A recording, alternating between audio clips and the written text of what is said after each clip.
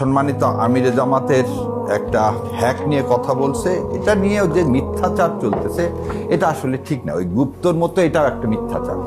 মিথ্যাচারের প্রথম কথা হলো 4:37 তিনি ছিলেন কোথায়? কেরানীগঞ্জে কোনাখোলাতে বক্তব্য দিচ্ছে। 5:09 যখন জানা গেল যে এটা হ্যাক হয়েছে, হ্যাক সবারই হয়, 5:09 পাসওয়ার্ডটা চেঞ্জ করা হয়েছে, 5:22 অ্যানাউন্স হয়েছে। সবচেয়ে আতঙ্কের বিষয়, যেই রাষ্ট্রপতিকে প্রথম দিন চেঞ্জ করা হলো এবং বলা হলো তিনি বাংলাদেশকে ওন করেন না, বাংলাদেশকে আজকের যে রাষ্ট্রপতি, আমি একদম দায়িত্ব নিয়ে বলতেছি, কেউ কোনো মামলা করলে করতে পারেন, এই রাষ্ট্রপতি কখনোই চাইবে না একটা সুস্থ সুন্দর একটা ইলেকশন এদেশে হোক, কারণ তার রক্তের মধ্যে হচ্ছে সে প্রেতাত্মাদের রক্ত।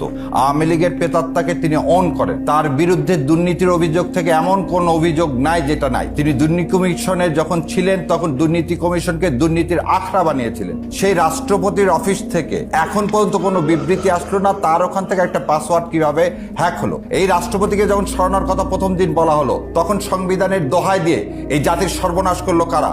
তারা এই জাতি জানে। আজকে আর যাই হোক, আমিরে জামাতের আর একটা জিনিস বলি, আমিরে জামাতের 2 মেয়ে, তার ওয়াইফ এমপি ছিলেন, এবং 2 মেয়ের মধ্যে আপনি আপনাকে বলি, খাওলা বিনতে খাওলা তার মেয়ের নাম, একটা নাম সাওলা, আর একটা মেয়ে, 2টা মেয়ের নামই তিনি ইসলামিক যে নামগুলো দিয়েছেন, এই 2টা নারী হচ্ছে যারা যুদ্ধ করছে, সো যে ভদ্রলোক তার মেয়েদের নাম দিতে পারেন তাদের নামে, যে মেয়েরা যুদ্ধ করছেন ইসলামের জন্য, ওহুদে যুদ্ধ করছেন, হুদাইবিয়াতে যুদ্ধ করছেন, ইয়ামামায় যুদ্ধ করছেন, সে ভদ্রলোক আর যাই হোক এরকম কথা বলবেন, এটা মনে হয় জাতি।